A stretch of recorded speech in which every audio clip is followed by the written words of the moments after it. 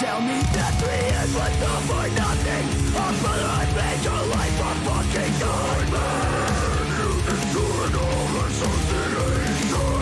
There was no chance for survival. It was never meant to last. We were destined to be fucking rivals. 3 years for nothing.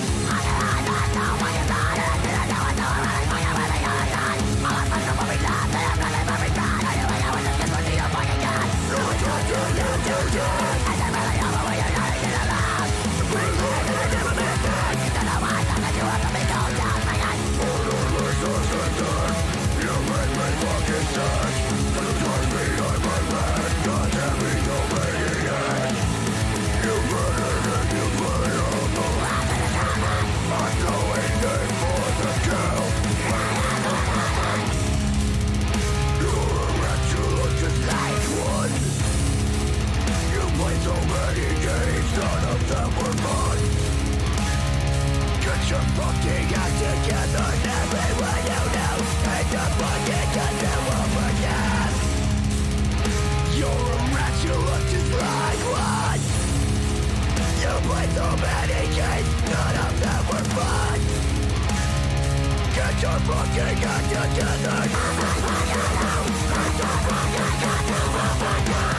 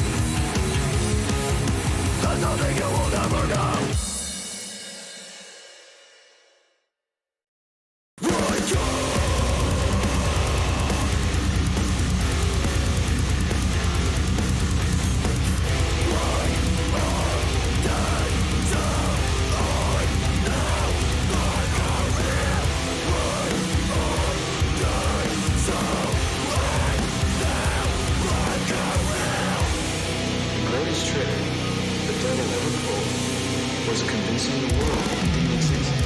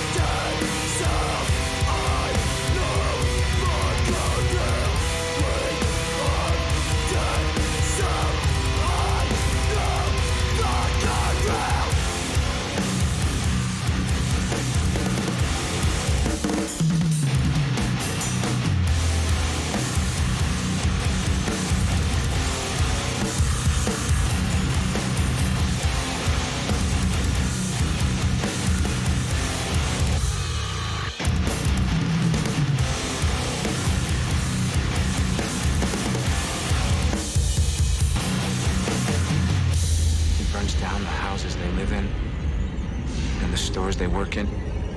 He kills people that owe them money.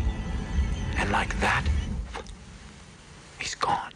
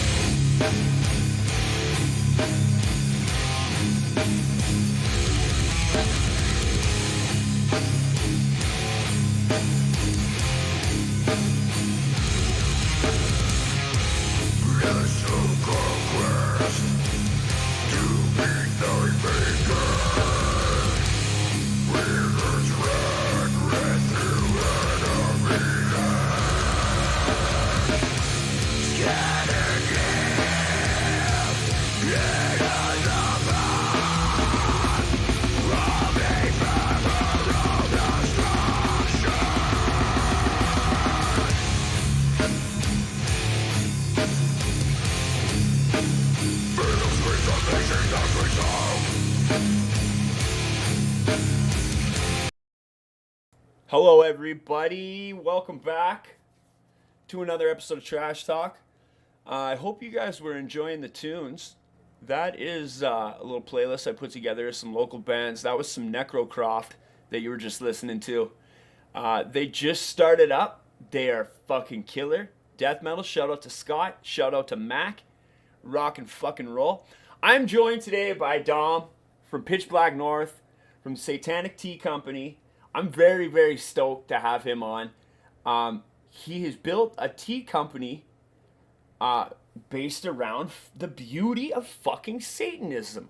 Now, if you've looked into the satanic tenets, they look a whole lot more fucking holy than the commandments of Jesus and the fucking Church of Christ. So there's a lot more going on there with pro-choice and valuing individual rights than there is going on in the fucking Church of Christ. So me myself, I'm not very well versed, but I've come across some things, and I've had a couple of reads myself. But we're mostly talking about tea and coffee. Now let's roll in here. Woo! Hello, everybody. So now, okay, let's unmute Mr. Dom here. Now, tea, coffee.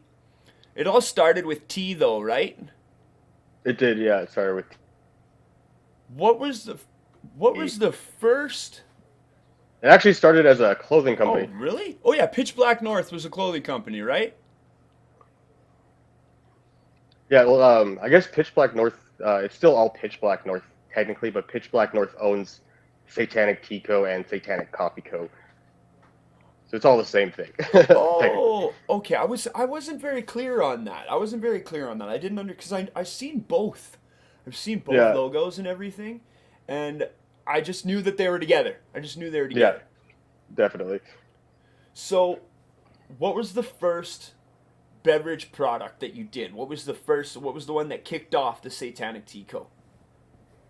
It was like a group of teas. It was 3 teas that we still sell right now. The first one was Vanilla Earl Grey, which is still probably my favorite one and like the driving force of our shop. Black Lavender, which is another black tea with lavender, peppermint, vanilla, and coconut chai with regular chai spices and big chunky flakes of coconut in there. And those are the 3 staples that we started with. While we were still a clothing company first. Quickly we realized that people didn't really want another black metal-y Satan looking clothing company. They were more interested in the tea. As soon as I realized that, we kind of like put all our weight into the tea side of the business with those 3 blends, and we started expanding out from there pretty much. Really? That's and it's loose leaf tea, obviously. It is loose leaf tea right now. We are starting to get into some, like we provide some local shops with bagged tea for their cafes, and we're going to be releasing some bagged tea options, but it is mainly loose leaf tea and tisanes. Tisanes. Okay, now explain to me what a tisane is, because I've seen this on packages before. Yeah. It's just like the plant tea comes with the plant's called Camellia sinensis, which is a tea plant. There's lots of different varieties of that. Tisanes are like herbal teas that don't come from that plant, so they can be a mix of like spices and herbs, but and then you make it the same way as you'd make a tea, but it doesn't have the actual tea plant in them. Oh, is the main difference there. Yeah. That's fucking cool. I didn't know that. But usually people just call them both tea, like chamomile tea, someone will say, but really it's a chamomile tisane. I am never, ever gonna fucking call it chamomile tea again. I'm gonna fucking swing that knowledge around like a fucking bat wrapped in barbed wire. Oh, well, yeah. Fucking, Right. What a great word. Tisane. Ooh, I like that a lot. Tisane, yeah, I don't know if I'm saying it right, but it's that. So, coffee. When did coffee come in? I think we're like right around the 1-year mark from when we introduced coffee. A great coffee shop in Edmonton, Alberta, called the Grizzler, located downtown. They're probably our first wholesale tea customer, and we've been supplying their like right when we started. Um, they just talking with them over the years and building that relationship. I asked them if they could white label some coffee for me because I was actually a coffee drinker first before even like as I started the tea company. I was more a coffee drinker. Um, and they're really good about sourcing everything ethically and working directly with the farms that produce the beans and stuff. So I knew that's pretty much how we source our tea. So I wanted to do something in line with that. And they were awesome enough to roast my coffee for me over there. The So yeah, about 1 year beans. ago. Nice, Yeah. nice. I'm gonna have to get some. I'm definitely gonna have to get some. I got to get a coffee grinder first. You're in Calgary, right? Yeah, buddy. Yeah, I am. No, yeah, I'll, I I'll live. drop off some coffee for you. I live right behind Phoenix Comics, bro. Right up at the top of the hill in from Kensington. Oh, really? That's sweet. Yeah, I've never buddy. been in there. I always pass it. I'm just like, oh yeah, I forgot about that place. It's pretty rad. Like, you go in there and they're all super nice, but there's usually a lot of people in there buying magic cards. Like Classic, yeah. they like my old guitar player Darcy used to come from Olds specifically to buy magic cards at that fucking comic shop. My buddy DJ still does. He still does. Spends hundreds of fucking dollars a fucking every time a new fucking set drops. He's all about it. I'm not. I tried to get into Magic, but I just don't have the patience for it. No, totally. I don't know anything about it. I was in a band that was named after a Magic card, but I didn't real. None of us realized it was a Magic the Gathering card, and everyone made us very aware of it afterwards. Kind of. So that's I have one Magic card, and that's the card I have. Doom Nice. Cannon. Hell yeah. I found a fucking. I found. My buddy gave me some dual decks. So, like, they're not full decks, but they're meant to, like, play with each other. And I got, like, Okay. so, like, I can play a game, but it's not my thing. I'm more of a hands-on video games kind of guy when I play games. Fair. Yeah, I don't even know. I don't even know the beginning of how to play it. Even when I had Pokemon cards too, I never played the game. I just like wanted to have the cards. So my nephew is super into fucking Pokemon, like super into it. So when I buy packs of cards for him. He grabs it and he like holds it and he's like, I think this one's heavier. And like I guess when you weigh you weigh the packs of cards, and Yeah. like the weights are different if you got more rare cards in it. I'm guessing because of the foily finish on it or something. Yeah, it's because of the foil. Yeah. So I'm sitting there with him and I get right into it with him. I'm like, Declan, give him to me. And I hold him and I whisper to him a little bit and I blow on him and switch hands. It's like, yeah, buddy, this one for sure this one. And we haven't nailed any really good ones yet. You never know. Yeah, you never know. Just gotta keep searching. You gotta bring like one of those weed scales. I have to the one, but I shop. don't want to pull out the one I have because he's gonna be like, "Wow, Uncle, your Pokemon cards were so dirty when you weighed them last." Yeah, it's like, oh, it's just a kitchen scale. Weighing, my counting, herbs. counting calories. Yeah.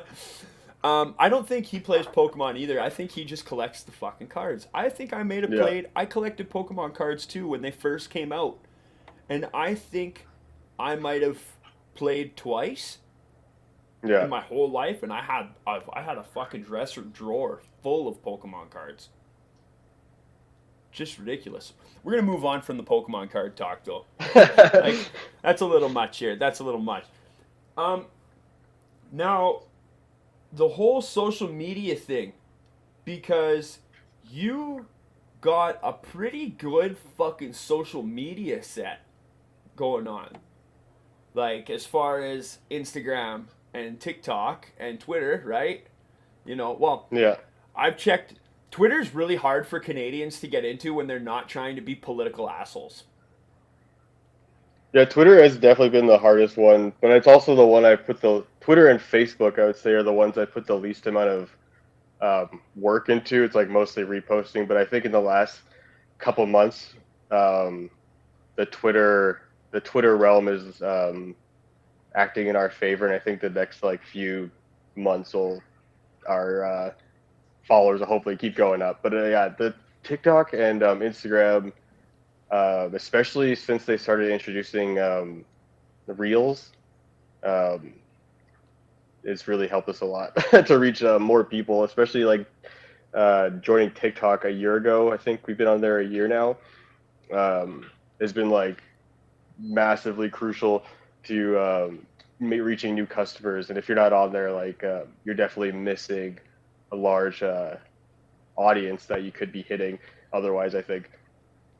So just like committing to that, and even like coming into like our own as a company, and like how we want to present ourselves and be able to tell our story more through than just the pictures that we take. I think you get like a way more connection with your customers, potential customers, and just people who like to watch your stuff, and then might be future customers later on through video, just like directly speaking to them into their phone. Whereas a picture, you don't really get that, I think.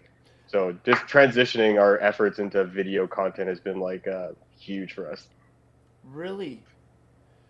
See, no, I put way too much focus into Facebook, and it's become a big fucking problem for me. Mm-hmm. Uh, I'm trying to transfer most of my stuff over, like away from Facebook. I have a feeling Facebook is gonna collapse soon. But with that same feeling is like Instagram doesn't look like it's going to collapse soon, and if Facebook collapses, then I hope that the Zuck doesn't take those like super predatory techniques and apply them to Instagram, because like if I've noticed on Instagram already, my hashtags don't get nearly as much reach as they used to, regardless Yeah. of what I'm using. And I remember seeing a post a while back about from a guy named Kana Confucius, and he does weed videos as a Confucius character, comedy videos, and he was Yeah. talking about how it's not about how many it's not going to be about how many hashtags you use. It's going to be about how specific your hashtags are, and then it's not going to be about a hashtag ranking system anymore. And I was like super confused about it. I didn't pay attention to it. Like lately, I've been more focused on building the content and building the social media, and now it's starting to kick me in the ass. Yeah. The Twitter has been okay because I've been able to. I was able to just use my page that I've always had, and I had one started when I was way back in my first band, and Yeah. now I'm able to the hashtags are still like you said, Twitter's for some reason there's a lot more going on Twitter lately. Like I might not be getting a lot of followers very often, but I'm always getting interactions with every post. Whether it's only Yeah. one or two, there's not ever really a dead post. And that's something. And it's from people entirely different and entirely outside of my social circles. Because that's the problem with Facebook. Is Facebook will lock you in to a bubble of not of so it's not just your friends, but it's the friends of your friends and then the friends of their friends. So it only Yeah. goes Totally. out 3 times. For you to reach and access those circles far outside of your own is nearly impossible. Like I got a couple scattered friends. Like I got a friend. He might even be watching this stream right now. There's only one Elvis. His name's Josh. Shout out to fucking. There's only one Elvis, Josh Freeman. If you're in right now, drop a hey in the chat. He's awesome, but he lives in Alabama. And now I can like he showed me his band, and now that I have him added, I can see him post in those other groups that he's in his circles. But in order to interact with those, I have to be his friend and then join the group. So if I didn't have him as a friend to think about these things, like you got to type up your group specifically, jump in, and then like pretty much throw bait into the middle of a pond and see if it fucking catches. Whereas Yeah. on Instagram, Twitter, TikTok, you're thrown onto a page, like the front page or the For You page, or Yeah. you're thrown into these sequential algorithms that are always refreshing. And No, totally. And yeah, Facebook, Facebook it's like a echo chamber too. And I feel like all the times we spent money on, like, this year compared to last year, or I guess like a year and a half ago compared to like the last 6 months, um, a year and a half ago, and like didn't see any sort of like real return on those investments, like that I could like visibly be like, damn, these Facebook ads are working for us. Um, Whereas like we switched to like video content, um, on Instagram and Instagram Reels and TikTok specifically, and it was like night and day difference. Like I think from a year and a half ago, we had like 6,000 followers on Instagram. We're over 20,000 now. On TikTok, it's like over 120,000 almost, of just like potential people in your sphere, and then through the algorithm, through their spheres, are connecting your content and your product, your music, or whatever it might be, for their For You pages to like see randomly and click on it, then engage with your specific content. It just like seems like as much as like a year and a half or a year ago, I didn't want to like go on TikTok and make the videos and do the stuff, because it's like it's a weird transition if you're not doing that sort of thing. Um, a good manager friend of mine who manages quite large bands 2 years ago told me TikTok was a waste of time, and it was off of that I didn't do anything. Obviously, the tides have changed, and obviously everyone's on there now, and it's very valuable to just dive in. I think is just like the dive in as soon as possible, because like the faster you get the awkward stage out where you figure out how you make your shit, to like starting to fit in and realizing what works for you, the quicker you can get to there is like where you're gonna achieve whatever you're trying to achieve, or like get the content you're making to the people you're trying to get it to, and then beyond. Because getting your stuff on like I feel like the sweet spot too is like trying to make our company is very niche. I think like I'm sitting here in corpse paint with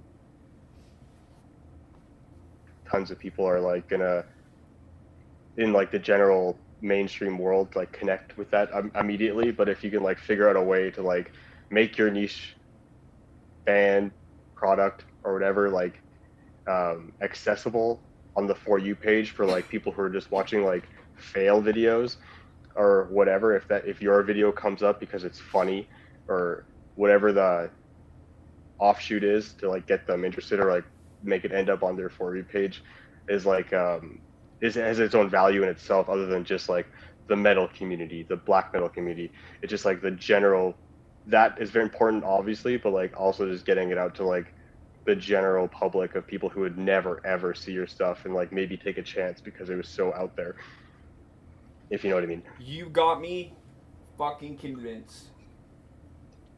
I've been walking the fucking tightrope of TikTok.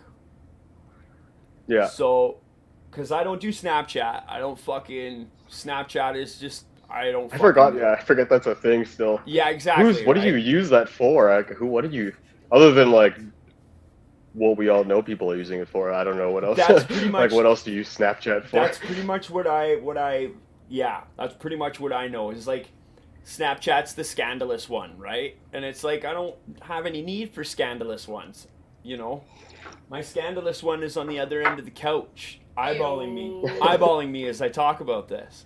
But TikTok, I was always like, I always knew the value because I keep seeing it pop up. I keep seeing everybody, like, because I watch a lot of different YouTube creators.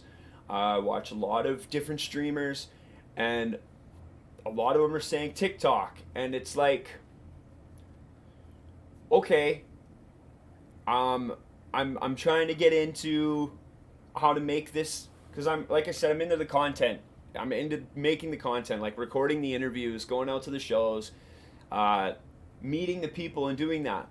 But what I'm starting to realize is that I got this pile of content and it's not being accessed by a large group of people who I think would really enjoy it. No, totally. And Yeah, like the easiest way is just start going on there and putting your stuff on there because you never know who's going to click on it or who's going to comment on it.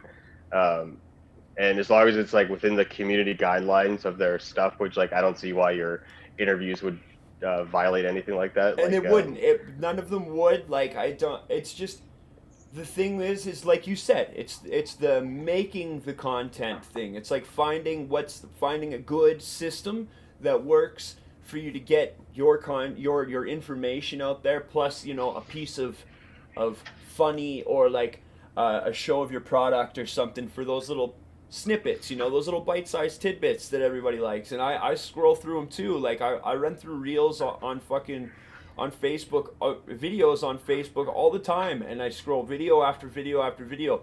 These fucking cooking videos, they get me non-stop, man. Those are my favorite. That's like, I don't know, just like spending time on there too is like help me just like the way I am now is like how I create my videos is because a lot of different creators have influenced me a lot since I first started. If you look at my first couple of videos, they're like vastly different from like the type of stuff I'm doing now. Like one of the most valuable things I've heard one creator, I can't remember, I think it might have been Bacon Bits. He does like music marketing on Instagram and TikTok. If you look Matt Bacon Bits. I'm gonna look him up for sure. Yeah, he's awesome. He is like a 80-20 rule, so you want to entertain people 80% of the time and then sell to them 20% of the time. So if you look at a lot of my videos, I never tell you to buy Satanic tea, almost never. Like I show you the product, but I'm never like buy this right now. I'm trying to like show you how to use and interact with the product. Me trying to be funny in some sort of way or like but just interacting with the product and like you can see that the product is available for sale, but it's never me just being like available now. Get your It's shit not like today. just like a It's commercial. It's not a commercial. It's like it's you and me just like interacting with the product or like how you could interact. You could picture my cat. Oh, hi, puss. My puss is right here. He's having a snooze. That's awesome. This is my fat boy Tux. Tux, his name is Dead. Oh, what a nice guy. Yeah, he's awesome. Right. Yeah, just like not selling because people are quick to like. No one wants to watch a commercial unless like Terry Crews is flexing his pecs or something. Like, you know what I mean? Like Old Spice was genius in those first ads where they started putting. It was just so absurd. You're like, what am I even seeing right now? This is deodorant. So like they're genius in that. But obviously people are wise to it now and they know it's just another Old Spice commercial. But for the first, it worked for them for like years. Hell yeah, it did. I wouldn't turn those commercials off because I was like, what the hell are they gonna do next? I've never seen something like this. So it's just like trying to like, not necessarily like do that, but like engage people in that sort of way where they're just like, I don't even know I'm being sold to right now, but I want to buy this product because I like this, or I connect with this, or I like this guy, or like whatever the connection may be. But the connection is like a crucial part of it. Mm-hmm. I have a theory too. I have a theory that everybody has their million. They just have to find them. Whether it's 1 million followers or subscribers or buyers or customers or whatever. There is 1 million out there that if everybody creates their content and gets it out there, there is an achievable path for everybody to get there. You just have to figure out the framework and piece it together. And do it. And that's my problem is, like, I bet if I sat down, and I'm going to after this interview, you've convinced me. This is another reason why I wanted to have you on, because you're a pro at this stuff. And you quite obviously have the balls to say, I don't fucking care how people feel about this, or even how, you yourself might have felt about it in the beginning. Because in my sense, it's, I have to get past my old man ego. Like, it's the kid stuff. It's No, it's the fucking platform that one of the platforms I need to advertise my Yeah. fucking product so that I can do what I want to Yeah. do. And Totally. there's ways to do it. It's just a matter of fucking sitting down and planning it out and then executing the plan. And I'm gonna do that. I'm gonna get on TikTok because I have one of my studio sponsors. His name's Nick. He knows about this kind of stuff. He knows about this editing and stuff. He knows about small like social media edits and stuff. He's had people come in and ask him for like TikTok video stuff. So I'm gonna have to talk to him about it and see if we can't figure out some bite-sized stuff for Trash Talk so I can build this platform bigger and help promote people more, because that's the whole purpose, is to Yeah. promote everybody and then let everybody's coming on the show help everybody else be promoted on the show. No, totally. And like just like the guests that you have on, like their audiences who will hopefully like watch the content you make can like continue like the further the message or like further Nate Well, Trash and yeah. Trash Talk. And then there's And stuff. also like the functionality. I want to be like, because I have my Mondays and my Thursdays, I want to be able to be a source. So like, okay, Nate's going to be on Mondays and Thursdays. Let's go see what's going on that's new in music. Let's go see what guest he's got on. Let's go see what shows are cracking off around where he's at, And then if I get more viewership from other places and more people send me in shows, I'll advertise the shows where they're from too. And I want to grow this big and just kind of like show everybody else's stuff. No, totally. And like even like just being aware of like certain like algorithmic changes that platforms make, like TikTok is obviously the giant that everyone is flocking to. Instagram, a competing company, TikTok does not want to be overshadowed by TikTok. So they're pushing their reels. So for the past like year, ish, TikTok has been like forcing people's reels in your face. So like you'll see tons of stuff that you would necessarily ever see otherwise, because Instagram wants to compete with TikTok, or Instagram wants to compete with TikTok. So like just from us reposting our TikToks on Instagram through Reels specifically, not through the video upload video on Instagram. It has to be through Reels, because they will push that to their whatever audience they seem fit through the algorithm. That's my problem. And expose you to like I told Scoped Exposure Spencer to stop posting his videos on video and to start posting them on Reels instead. And I think it's like he's getting way more engagement just because the same content he was posting is only getting to his viewers, but now it can like expose Scope the Instagram algorithm because it's on Reels now. It's been like a night and day difference. I think like in about a year, we went from 8,000 followers to just over 20,000 followers now, from I would say almost all because of like our collaborations and like the work we do. People who find it interesting and find it whatever ways, but like the main way was posting on Reels. And like I can't like That's so rad. speak highly enough of like getting like the content obviously has to be like engaging, but like it will still get shown to people who would never see your stuff otherwise, and then that's every view is a potential customer or viewer or subscriber down the road. Ooh, you got my. So just like little things like that. There's like a big opportunity right now to like post on Instagram Reels, because Instagram is trying desperately to compete doesn't with want TikTok. Yeah. Yeah. So like I couldn't. I'm gonna start. I've been trying to think of a post schedule because I have to get off my phone when I don't need to be on it. Like I have to start being more disciplined with my phone time, because like it's starting to really bug the shit out of me how often I fuck it. Like TikTok is not gonna help. it causes me pain in my neck and stuff, but But I think what it is like because I do my interview or I do my show on Monday and Thursday, so I'm thinking like because I'm just thinking about splitting my days up and then like really trying to stick with those days, so that way Yeah. it'll be more productive that way, and it'll be uh, less like pointless scrolling and then reactionary posting. Like, oh, I just saw this.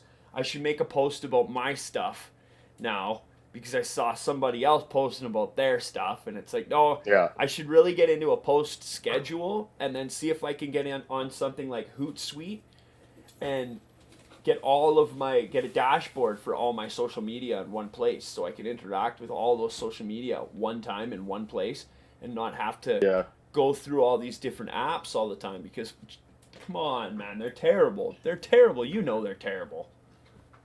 Yeah, I just think sometimes like the Hootsuite thing is cool for like one platform at a time, I find, but like I think like the content doesn't always transfer platform to platform. Yeah, Like it depends. Like that's just like because been my personal I've never experience. used it. I've only looked into these things. Yeah, it just like it'll just like repost it, then like you post something on Hootsuite, then it posts it to your Instagram, then it posts it to your Twitter, and it's just gonna be like an obviously reposted Oh, thing and from then a it has a bot. little link like via The Hootsuite. link, yeah, that like no one will click on. I think like some people might, but like I think people just want to like know your like whatever you're thinking quickly on Twitter. Um, you know what I mean? Like just like those are the posts that for us have been like getting the most engagement lately. We've been posting like just photos from our photo sets that we do for product promotion of just like me and whatever ridiculous stuff that I do. Um, Big nails, and no shirt, yeah, or crop top. sexy boy Um, style. and like that's been getting lots of engagement randomly on Twitter where like it wasn't really before. So like um, I think yeah, it just depends on the platform and how people will view it as they're scrolling because like I think it's like less than a second people decide to click on something with TikTok, Instagram. It's like it's like less don't care and like keep going and then whatever you spent like hours, days creating that content, it just for that one person it's done because the first 5 seconds or the first second wasn't engaging for them enough to um, click on it. So it can't just be like whatever or like the I think beginning of your about that video. too. I think about that too. It's like I gotta get it because I've there's some creators I know who post every fucking day, Yeah, and it's like good high end fucking thought out 30 hashtags fucking it's solid shit, and it's like every day for high quality shit like you gotta have a backlog of content for that, and then even then yeah, this what's the fucking point? Like there's no value in that. You gotta up your ante. You gotta up your ante every month, or else it's just gonna disappear, and that turns into a fucking runaway freight train. yeah. Even hashtags right now, like we don't really use too many hashtags in our stuff, and we never like have that much overall. Um, except for like yeah some like very like black metal corpse paint tea, but it's like a lot of that stuff's like super general, especially for like finding the audience that will like connect how you perceive those certain things or how you're presenting like that stuff or how relevant it is to them to those hashtags. But yeah, I think like just getting it and then like it being consistent is like the thing. Like we post twice a day, like a reel or a video in the morning, and then a picture content at night. And then if I have like something extra that just happens to pop up in my mind, like a meme or something, post that in the middle of the day. But yeah, I think the algorithm also like respects consistency. So like people who do post every single day are probably going to get more traffic driven towards them because they're utilizing Yeah, the app. Um, and that's the thing. That's like I don't know if it's always upping the ante, but just always keeping it interesting, keeping it fresh, not just being like I know like some podcasters, a podcast I was on last year is like very similar every time, and they have crazy guests on all the time, like world class huge artists, but their social media, when you go to the page, it's like very lacking because it's the same intro on every single post. Like everyone's just scrolling by. You could have the singer of Cannibal Corpse on your page, and if the post isn't interesting, no one's gonna care. You need to like have like the best answer of a question he had, like the first image or a video like from that as the first thing. So people are like, oh, I want to see the rest of it. Then have your intro. Like the intro is useless because if people see it every single day, they're not going to know like what you're actually doing because they just scroll by it. Yeah. So it's like it doesn't like your content could also be like incredible. You could have like the most engaging questions and guests, but like what's gonna make the viewer who's sitting on their couch or where the fuck actually click the link? And that's what you want at the end of the day, is to sell the product, to click the link, to like follow you or anything, like the picture. And at the very least, people aren't even doing that. So it's like yeah, it's like a combination of like a bunch of stuff that you have to like really take into account when you're like creating the post, that you obviously spent a lot of time creating the content. It's just how you're um, putting that content out the way people view it, which is on TikTok, which is on Instagram, and people are scrolling and they have tons of shit to compete with because everyone's trying to do the same shit. What makes you stand out compared to whoever else? Like you could have nobody on your thing, and like if you had the most like enticing intro on your or like first few seconds of your video that's like advertising the interview or whatever the content is, um, that's what's going to get people to like engage. Nice. I'm taking so many different mental notes now. I'm gonna start diving down the rabbit hole of thumbnails now.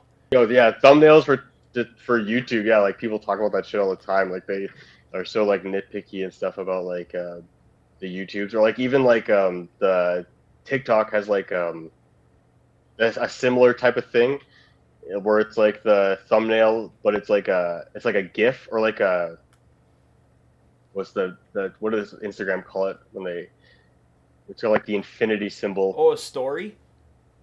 A story, but it's like it like repeats itself. Oh, boomerang.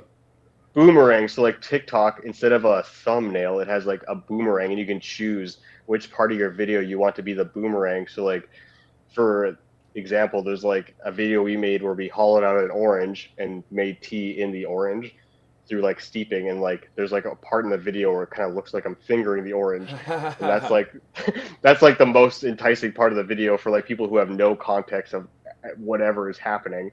So they want to be like, why is this guy fingering an orange? For example. Yeah, that's I would fucking click that. Yeah. That's just one example of how to utilize the thumbnail option on TikTok, whereas like people are using thumbnails on YouTube for like to drive the traffic to people to click on this stuff. That's like the same version, but it's a boomerang on TikTok. Wild. You got my brain rolling, man. I'm gonna have to up my game big time, buddy.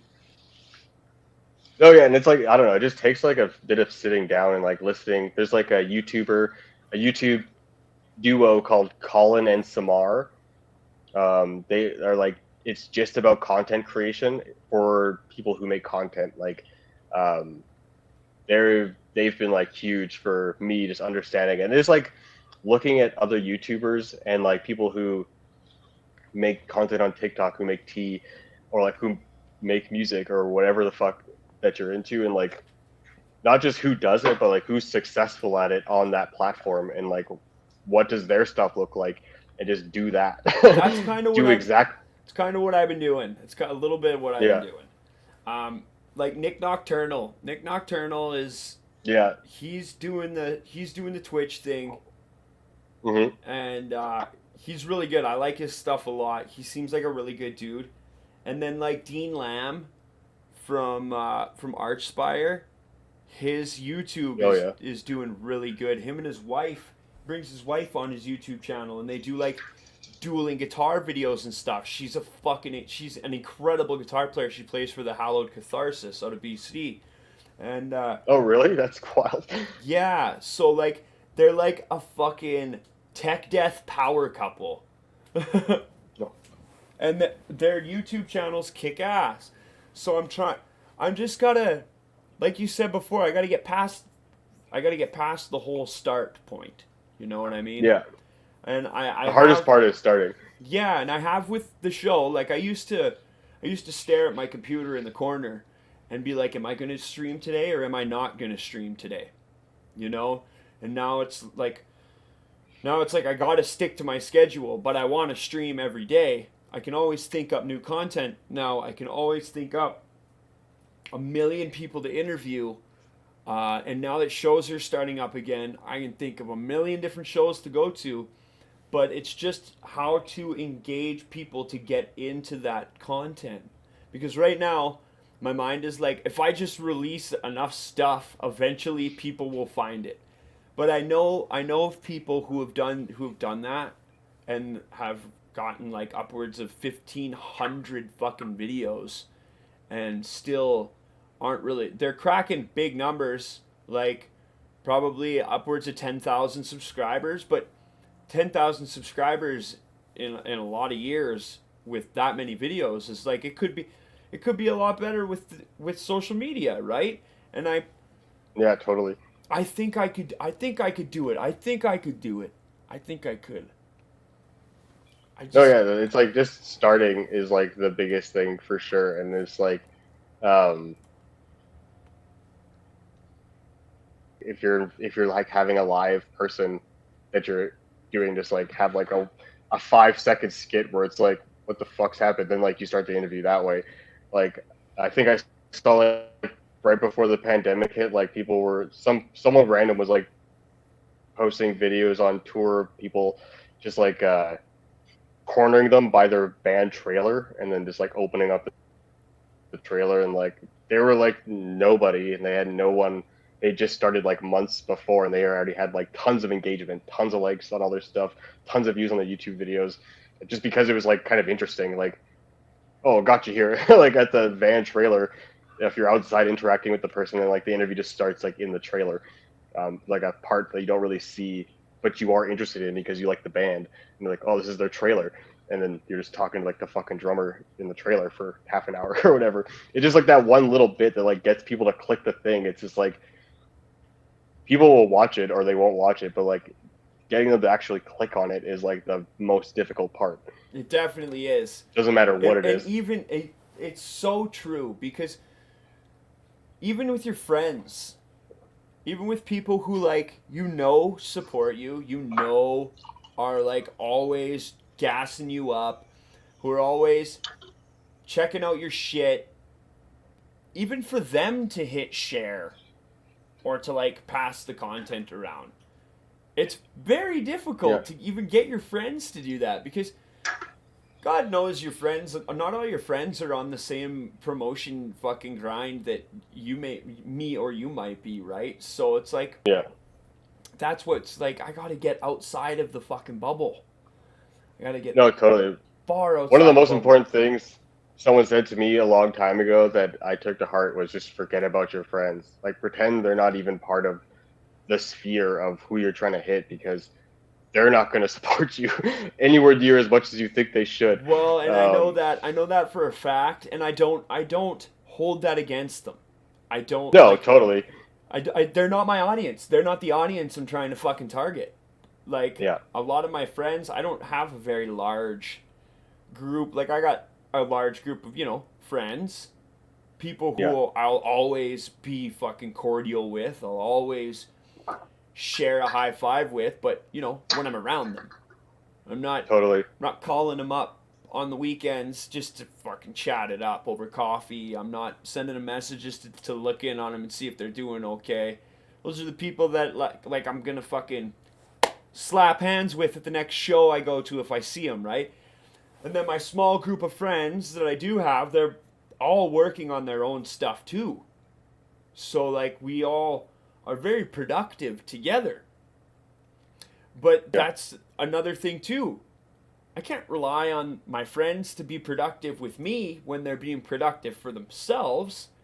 And it's the same thing. It's fully cyclical. And that's what it all does boil down to, is when like I know for a fact when I'm doing this, I'm sitting alone, talking to you on my couch. Sure, my partner's on the other end of the couch. I got my cat here, but I'm the one. I think up the content. I got, and I do have my crew for the show. But when it comes down to the content, and this was proven to me, like last weekend when I did the live sessions, I couldn't get a camera guy. I couldn't get a fucking camera guy. I had to do it. Yeah. I fucking got in there and I did it myself. And, once again, I don't hold this against anybody. Like, you don't either. You can't. Because No. then you're just going to get pissed off at your friends all the time. And that's not really being a very good friend. So, the work is always going to be done by the individual who wants to seek the outcome. No, totally. Like when we first started this too, like before, or even like at the very beginning of this, when I first started Pitch Black North, I was in a band, and I thought like some of that would transfer over, because like we weren't a big band, but like we had people who liked us a lot, and when I first like actually put it out there that I was doing this, it did not transfer it over at all. And yeah, it was just like very valuable information, or like a very valuable thing that someone said to me is just don't forget about your audience, forget about your friends, your small group of people who you think Yeah. is going to be like the boost. Unless like they're very supportive, obviously like any welcome help is like obviously very welcome at the beginning. But it was definitely not the catalyst at all, by any means, for the trajectory that we're on now. It was definitely just like grinding it out for years, and until people started to notice, and like until you get a break of any kind, and then you get the respect you do something that gets you the respect of the friends, and then the friends are all on board. My friends can all fuck off. until they come back. I love all my friends. They know I love them. But in the end, they're going to do their thing. Like, okay, so like for the crew, for the Trash Talk crew, Ray is my artist. She'll always be the person I go to for my art. She's fantastic. She did the art for my band. She does all the art for Trash Talk. But I'm not, at the same time, like I'm not pushing her to only be specifically my artist. Like, she's working on other stuff. She's in school. She's becoming a photographer. She's going to be doing photo shoots for a lot of other bands. So that's probably going to like cross schedules with Trash Talk stuff. And I'm not going to give her a hard time. Like, hey, you said you were going to be a part of the Trash Talk crew. I'm never going to give her a hard time for that. Because in the end, I'm the one who came up with this idea. So I'm the one who has to suffer the consequences of always having to do it. Yeah. And that's like been a part of like us too, is just like building the team around you that you like, whatever works. Like Satanic Tico co-owner Connor, who used to be in the band with me before this, he does a lot of our art for the labels, but like I know that's not sustainable for him to like just pump out the art all the time. So like we do have other artists and like layout people who do like our lettering, and stuff like that, and ad mats for promotional type stuff. Just like having the circle of people that around you to always, if one person's can't do it, or like you don't think it's appropriate for like the one person to do it, like there's the other person, or like just like having enough professional people like are in the circle who are like going to be down for the work. Yeah, that's the one. That's the one. Friends who are down for the work. Yeah. Not just like, oh yeah, I'm there when I got time, Yeah, I cut all that shit out like right away. I knew, like I feel like being in a band taught me a lot of what not to do. I was never like the guy in the band who like set up the stuff, but like I saw what worked and what didn't work, and a lot of what doesn't work is like relying on friends just for like favors, or oh, he'll do it for me, like we'll get a discounted price, like this and that. It's like, don't take the friends off the table and just like pay whatever they got to pay whatever the professional rate Yeah. is that they're offering. Don't be like, do it when you do it. Like, no, there's a deadline. Forget about me as a friend. I want to pay you for this service, and that's it. Like, when it's done, and then we can obviously be friends or not afterwards. But like, I only want this service, and I So want I'm it your friend. professionally. I will pay you for this, and then when it's done, I don't want to be your fucking friend anymore. But it's just like I feel like a lot of people like that slows a lot of people down, for whatever they're type of doing. Like I know for like us as a band before this company, we asked friends to do a lot of stuff for us, and it worked out to a certain point. But like when you hit a wall like pretty quick with like if one person is lagging, in your circle of stuff that people are trying to accomplish for you to like serve a purpose and to meet your goal. When it starts being like, oh, we're friends, like that's the the one. deadline's soft, or like the quality is soft, so it's like you really you lose a lot, I think, in those small moments. And I just like for Pitch Black on the Satanic Tico, like at the beginning, we just we're not about that at all. Like obviously, I want to be friends. I'd love to build a friendly working relationship with everyone we're working with and all our customers and stuff like that. But at the same time, like this is a business, and I need shit to get done in a certain way. Yeah, exactly. I'm gonna be real with you if you're real with me, and if it's not working out, then I'm gonna find someone else. Like it's friends or not, like I'm gonna find someone else regardless. Yeah, it's not personal. It's not like No. I'm not doing this to insult you.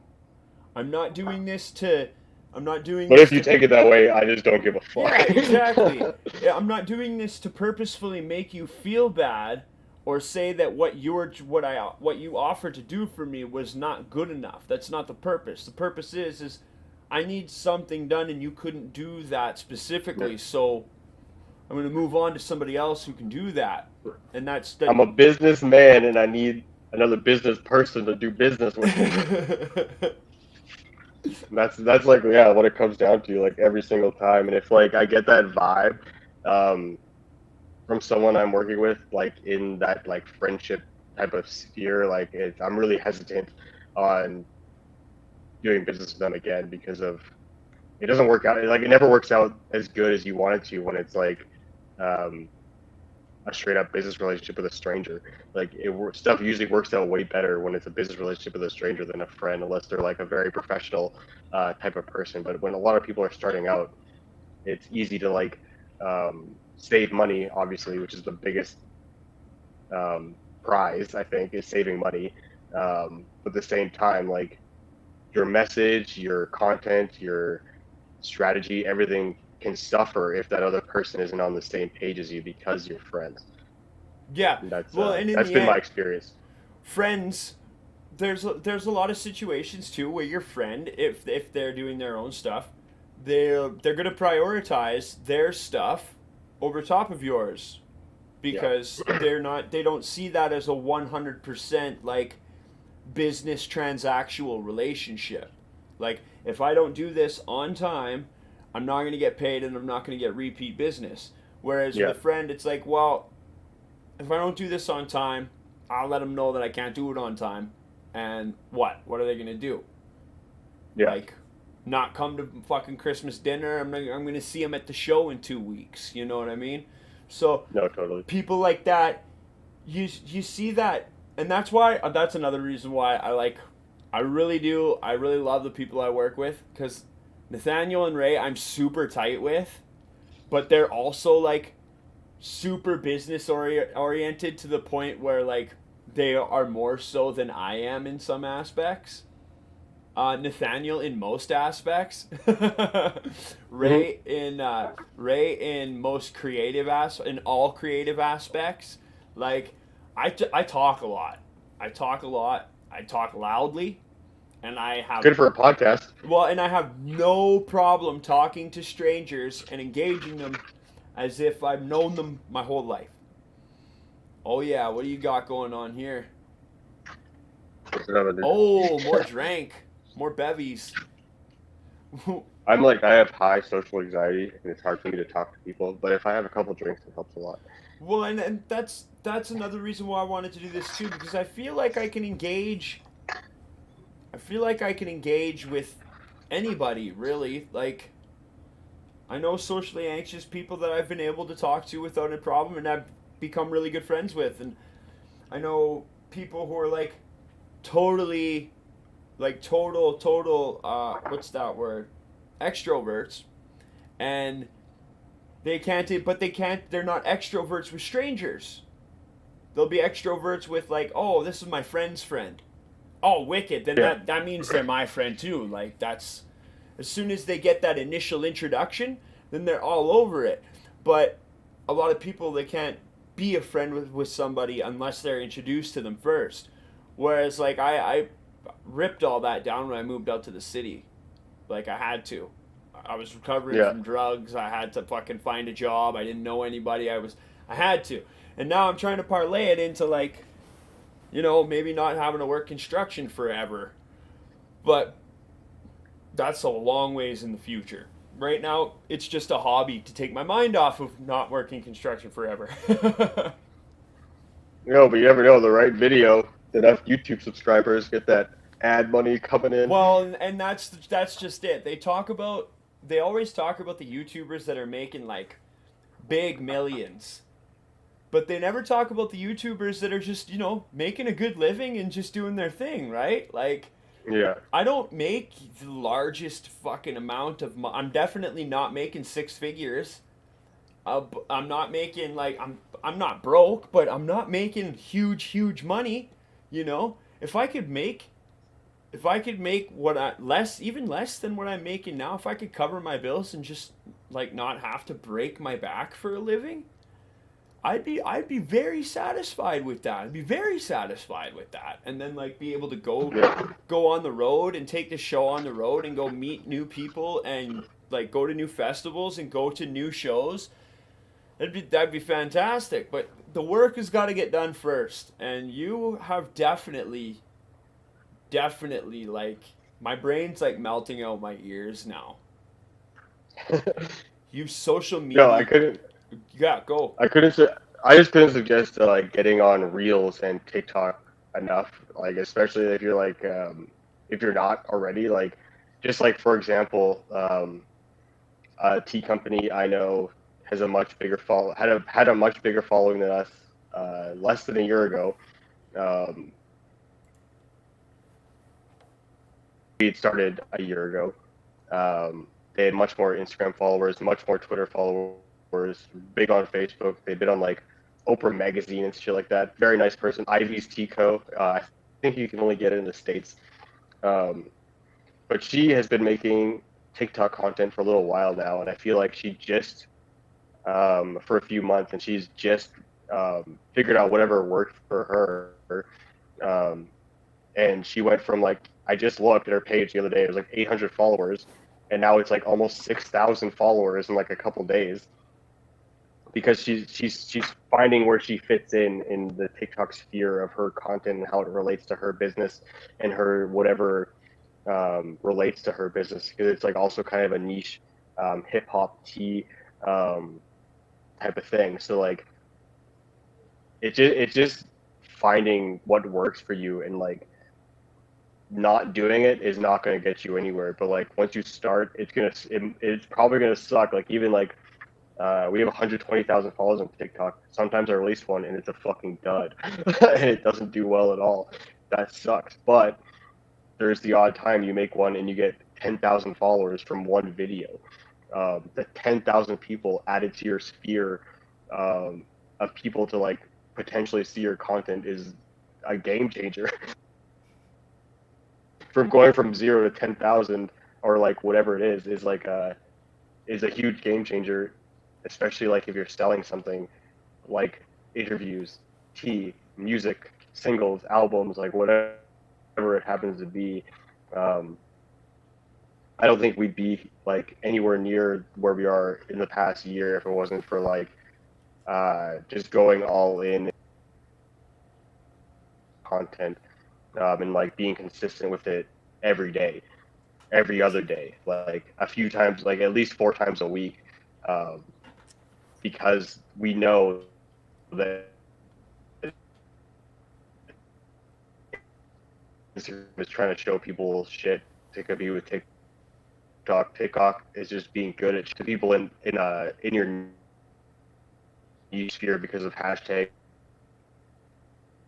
or like whatever the fuck it is. It's a very powerful tool that I think a lot of people are heavily hesitant about because like the old thing was like oh it's for like kids. They're doing dance videos or whatever it is, but like everything and everyone, every type of niche is on there, and there's like a massive audience that's untapped, um, that you haven't even like begin to realize if you're not doing it. But once you start doing it and you get like one video that does well, you'll realize what you're missing out on because uh, um, viewers can translate into money pretty quickly as long as it's engaging enough and enticing enough and like it just like I don't know. I'm not one to like I don't like leaving money on the table if I'm aware if it's in my grasp. So if you're not doing it, you'll never know or realize the amount of money you're leaving on the table or the amount of stream subscribers, album sales, like whatever it is. Um, people are getting to know you, your fans, potential fans. Um, it's just like why are you if you're on Instagram with your business, with your band, like the per game, then what's the fucking point? Like, what are you doing? Um, you have to just be aware of like the changes that they make with their policies and stuff. But yeah, just like on if you're on that platform as a band, as a creator, then you probably want to like get your shit out to people on that platform, not just your existing fans.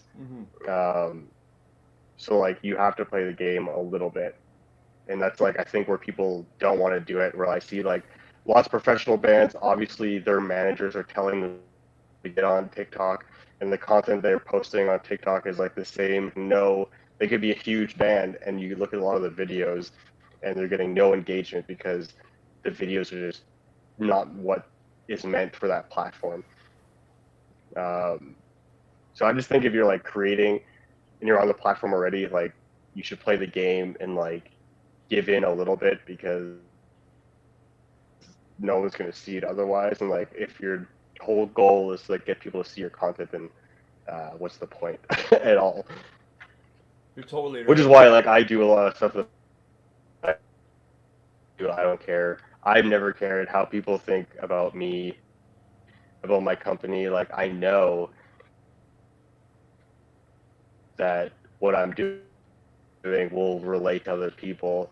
I know this stuff translated somehow into Satanic Tico, and just like hope the right people see it. But as long as you're consistent, like people will see it. But just so you also have to just be like aware of it, or else people just won't, and you'll just be spending hours and hours of shit for nothing. Like it sucks to spend a day sometimes or hours making a recipe video or like whatever the fuck it is, and have like no one watch it, get like 100 likes, and you're like, well, that was 5 hours. So that was a whole day of my life for literally fucking nothing. Not nothing always, but like that's the feeling you get.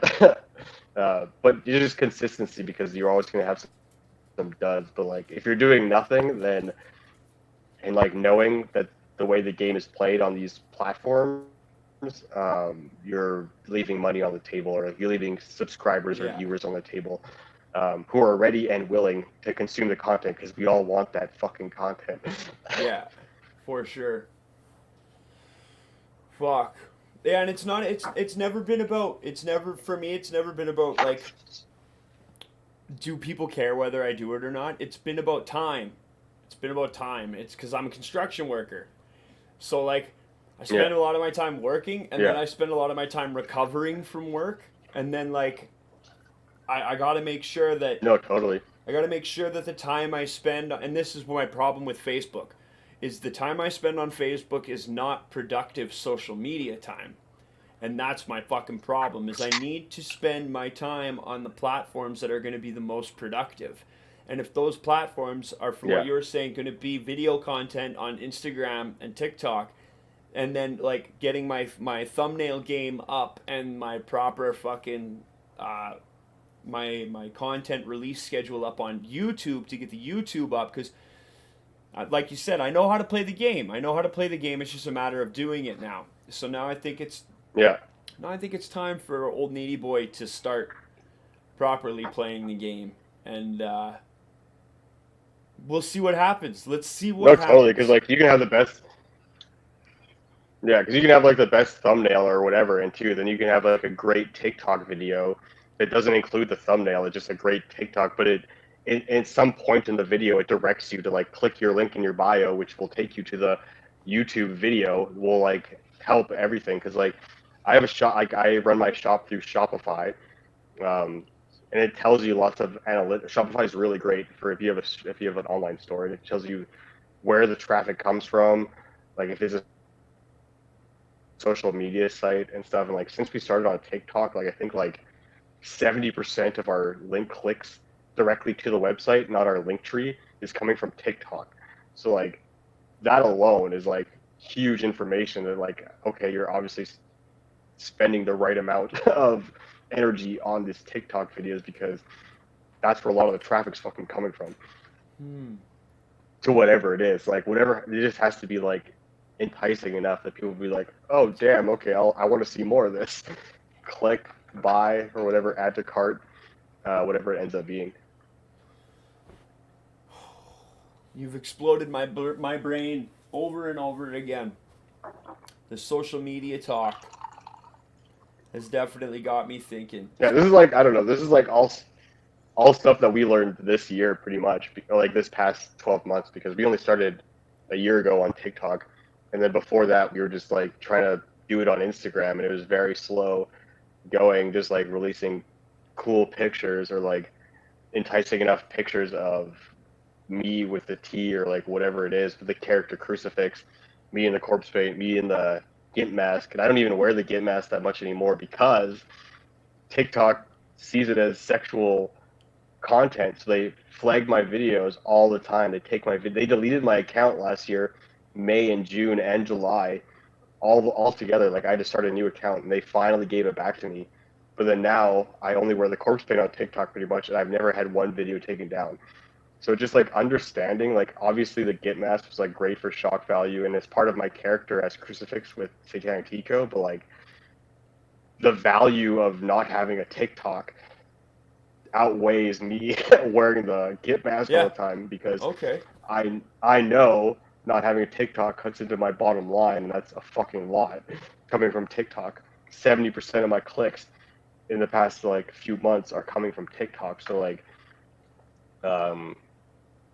having that as a remaining option as advertising is very crucial. Gnarly. Very gnarly. I'm gonna have to start a TikTok this weekend, I think.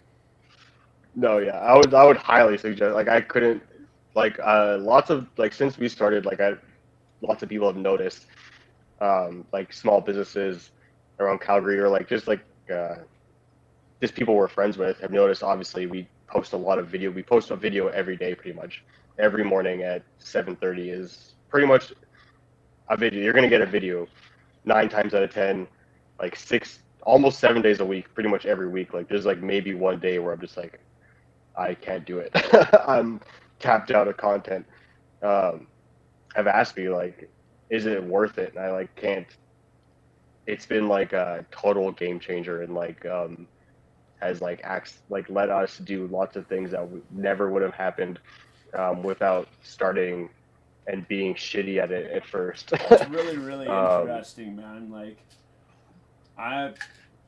my views on this have been all wrong. I'm totally, totally willing and like able to admit right now that my views on the value of social media for what I'm doing and my views on how to pursue it have been completely ignorant and wrong. And I'm gonna have to totally flip them around, and I'm gonna have to start from scratch again and well, I'm obviously not like start new social media accounts from scratch, but I'm gonna have to readjust my posting and my readjust my fucking scale of content and everything on my social media because it's time to kick up to the next level with everything, and the only way to do that is to use the tools that are at hand that everybody else is fucking using. Because let's be honest here, I'm not doing anything that's fucking unique. I'm not doing anything that's new that nobody else has done before. The only thing that's new that isn't in any of the other things is that I'm doing it and it's not somebody else doing it. Yeah. So I need to get that out there, and I need to do that with the fucking tools that are there that everybody else is using. No, totally. And that's like, even like just like the creation of the Crucifix character, like tea is the second most popular drink in the world compared to water. So like, arguably one of the most competitive businesses you could start in and the easiest to fail is starting a tea company. Um, Everyone can buy tea. Everyone can buy every sorts of tea. It's just how do you connect with the tea? And Yeah, it's not something that I'm trying people to, really think about. Like, I'm not gonna go like my grandma's got the tea, you know. When I was broke, I'd go to the food bank and they'd give me like that box of orange pico, you know. yeah, yeah. And I drank the shit out of it, but like I've never been a big tea drinker, you know, but I always see your posts. I follow you and you're always out there. You've always got good posts, you've always got solid content. You've always got like good clean visuals that translate across all your platforms and all your stuff, you know? And that's Or that's just like it's mostly me just like trying to connect. It's like, how is me, a freak in corpse paint or a gimp mask, wearing the big spiked nails and being just generally an idiot? Um, it doesn't matter what you're selling. Like I feel like if someone can connect with me yeah. as the mascot, as the tea company, and you like the way I interact with the product, with the company, how I represent the company, um, I think it raises the chance for people to like buy the product because I think a lot of people buy tea for the first time from us because they were never going to try tea because it's has only I don't know in the Western world it's like a weird kind of thing.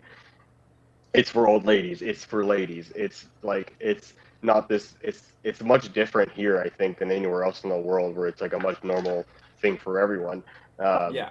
Even our viewership on TikTok is like says it's 80% women, but it like tees for everyone, obviously, Yeah. and Yeah.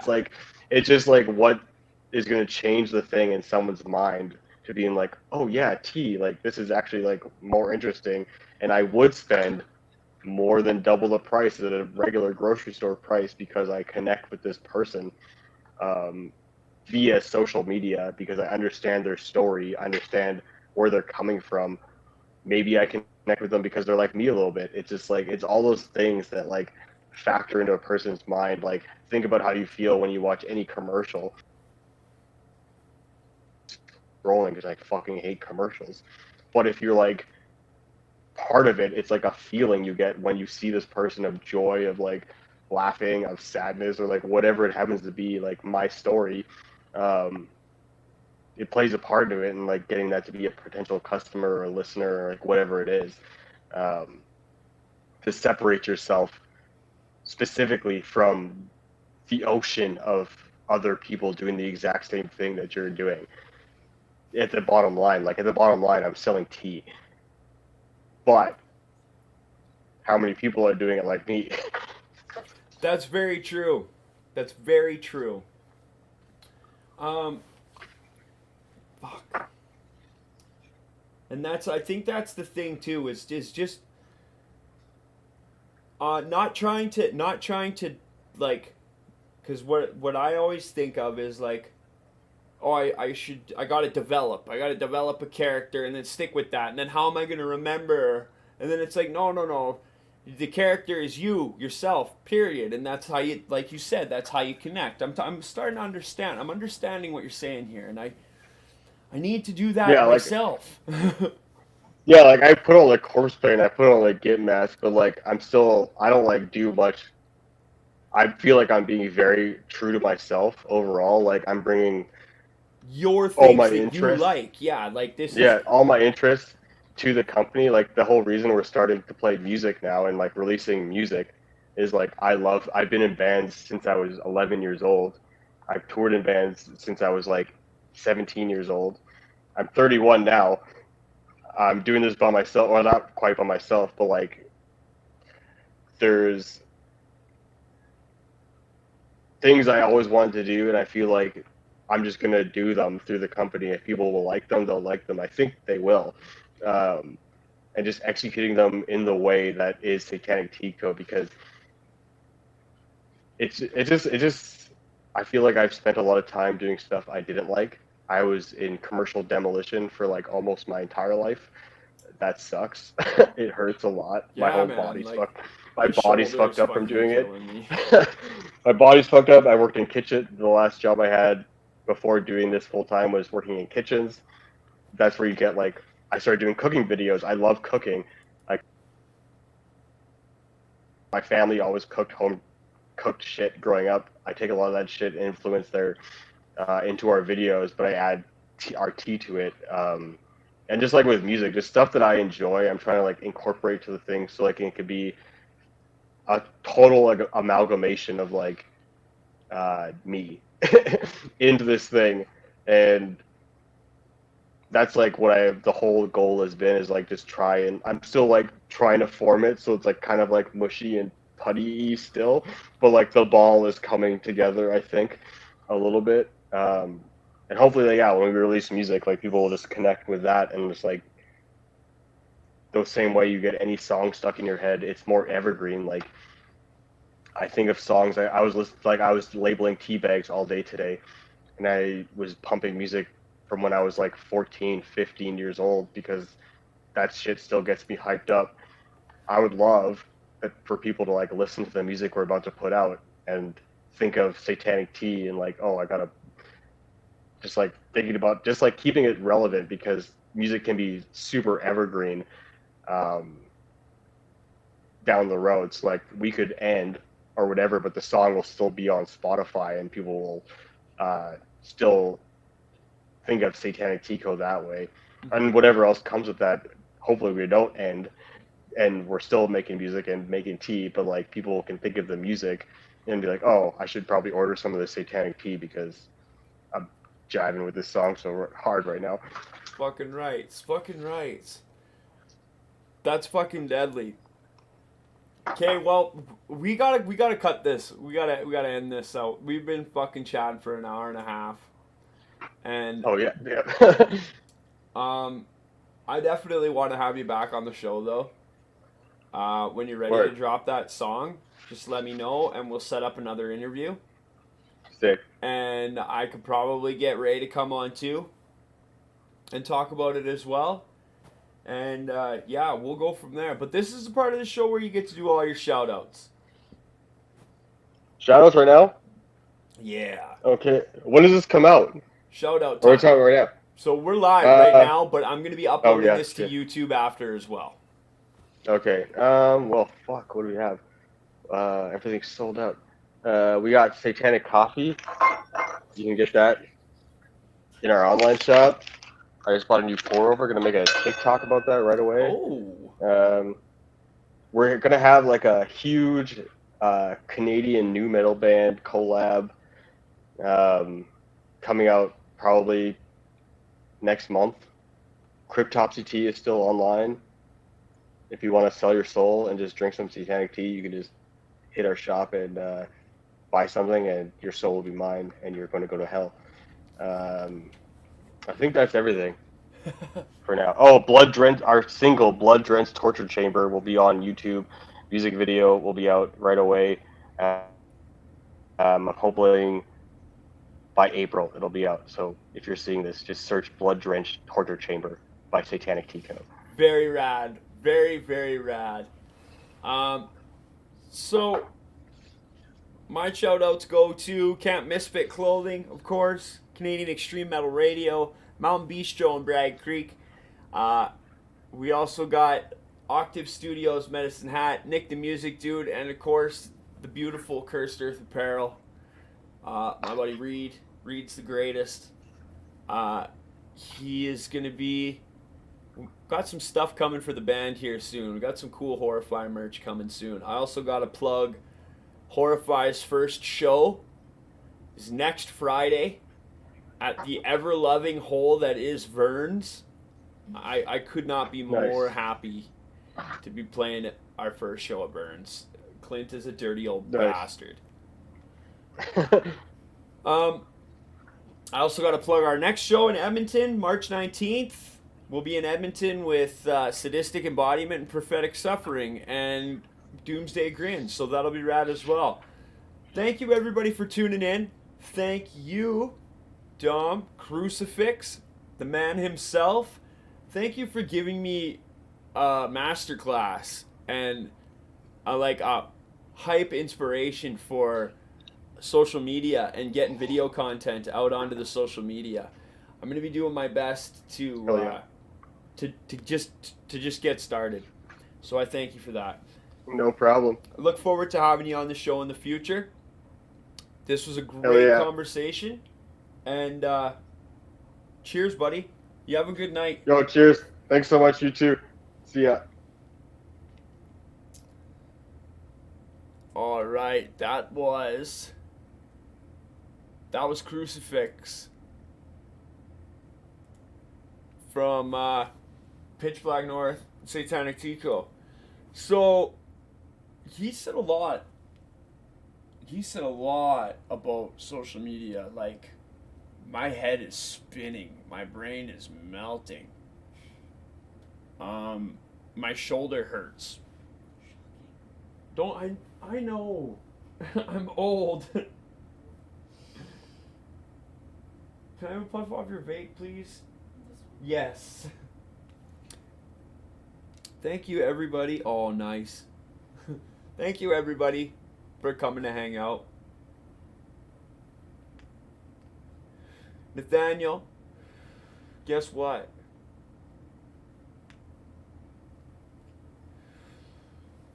We are gonna have to, we're gonna have to start,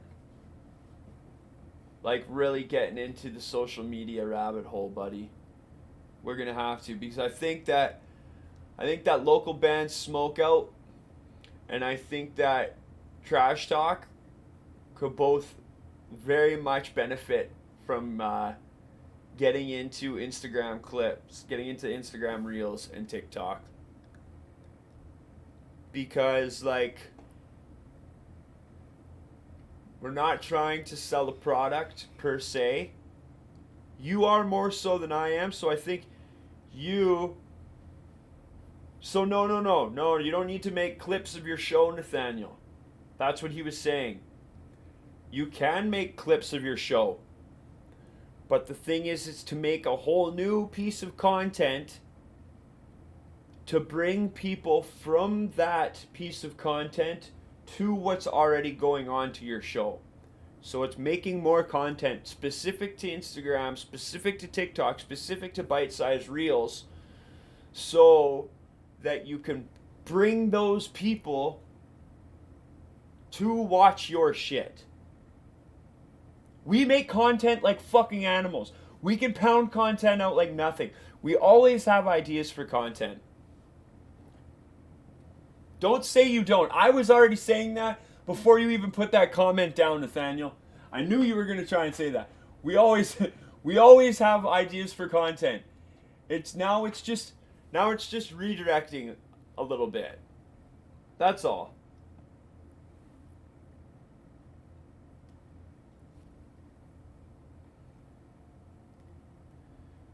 We need to get off Facebook.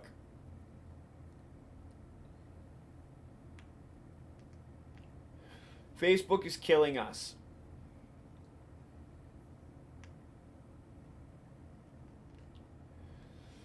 I'm going to do it. You don't have to do it right now, Nathaniel. Okay, I understand. Okay. You don't have to do it. I'm going to do it. I'm going to do it because I need to fucking see these numbers change. I need to see something change here. You are killing it. With Local Band Smoke Out Canada, you've been fucking killing it. Your numbers have been going up. You've been doing really good, and I'm super fucking proud of you. You've been getting lots of reach. You've been getting lots of new interactions, and you still will always get full access to the Trash Talk page to share all that. No matter what. I'm gonna go for it. I'm gonna go on to TikTok. I'm gonna go on to TikTok and I'm gonna see.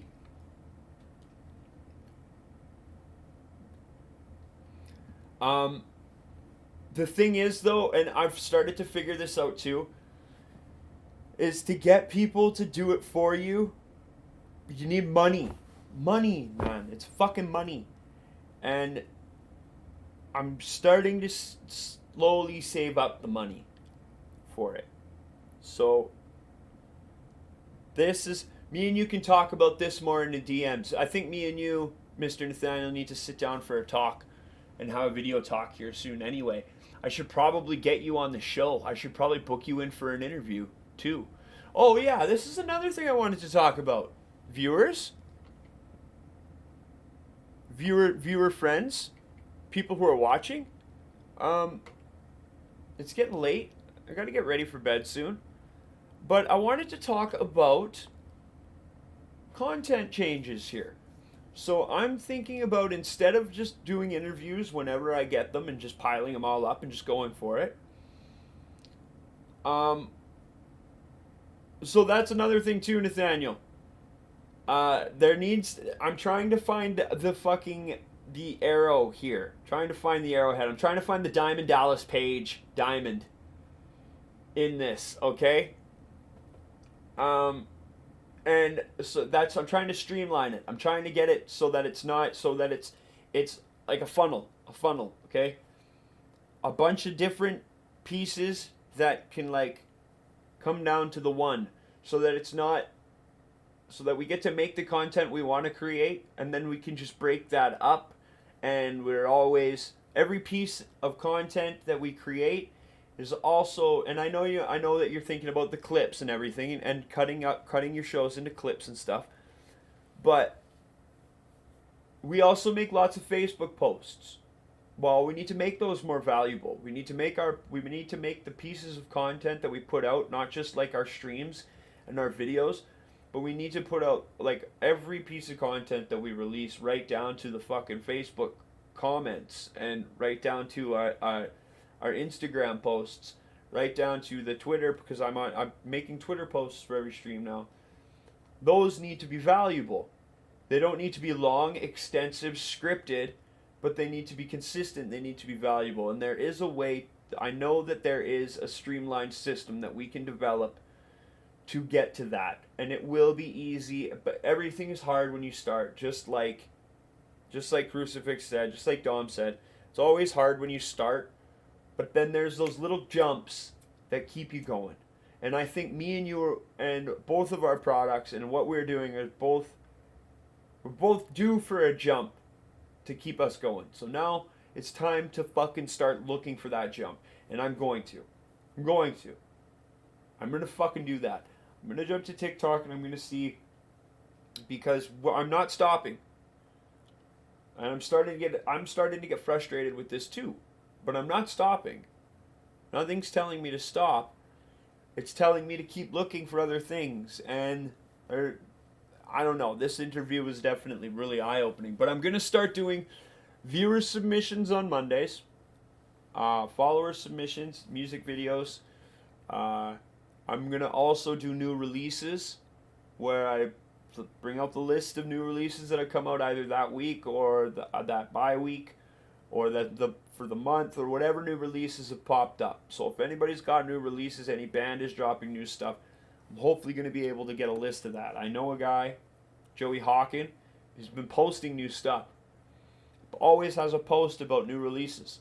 So I'm going to message him and I'm going to see if I can bring that into my show.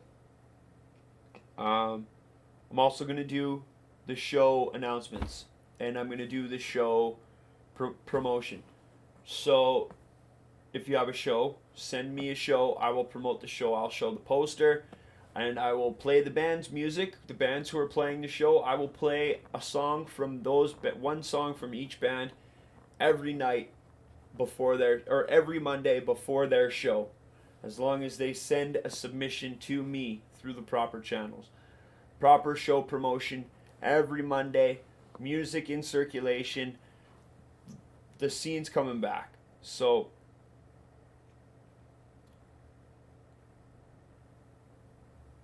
well, Hey, can I have my vape? yes.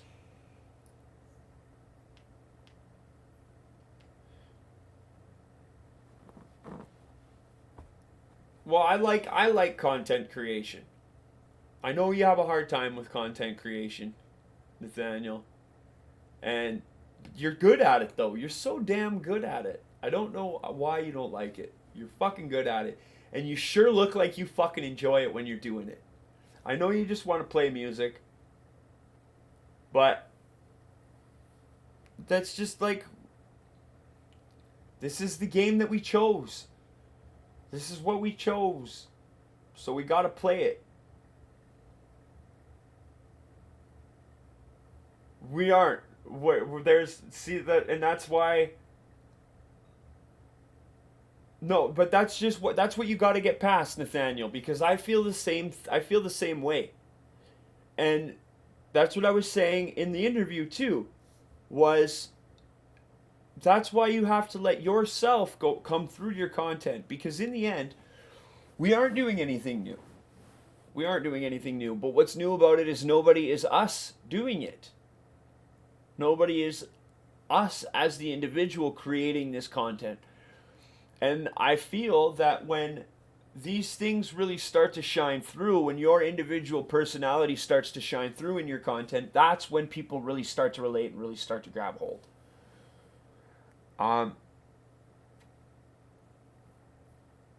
In the end, playing music and writing music is content creation too, you know, and every note has been played. Every arrangement of notes probably been fucking played too.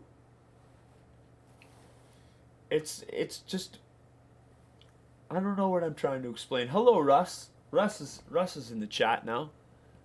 How you doing, Russell Muscle? Rux Gunther. Rux Gunther from Horrify is in the chat. Terrible band. Don't worry, Nathaniel.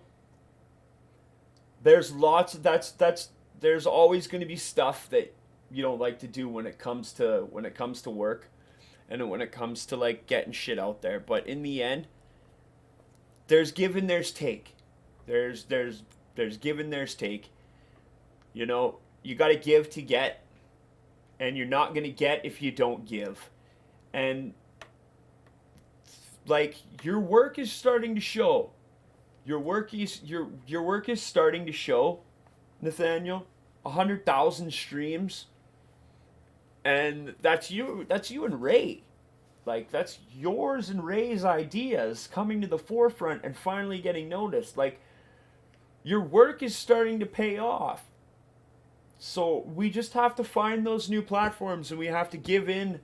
We have to give in to these things that we see as blocks that we don't want to do, because that could be, we don't know if that could be the crack that finally fucking opens the floodgates to the next level for us. You know, we don't know that.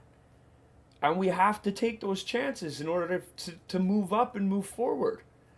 And it fucking, you know, it sucks because of how many shitty content creators are out there, and how shitty they are, and the fact that even though they're shitty, they get recognition. But that's where my idea of the fucking everybody has their million comes in. Because even shitty fucking people get up to 1 million. Whether they get to 1 million subscribers, and you know, it's either, and that's just it. It doesn't have to be 1 million subscribers.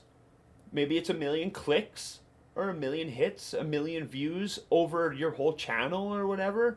You know,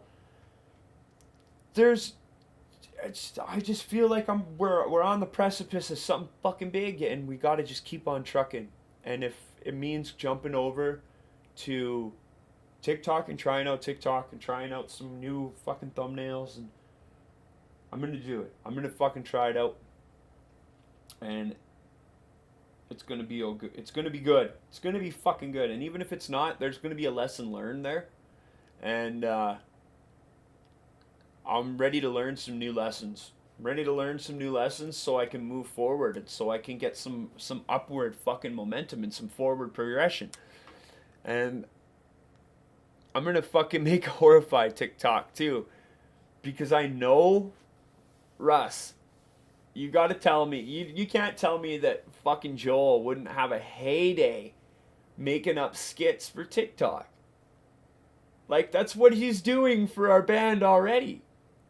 Other than writing all the songs. He's doing the fucking... He's fucking... I think we could really kill it on TikTok with some of Joel's ridiculous fucking skits. Or we could get banned from TikTok for some of Joel's ridiculous skits.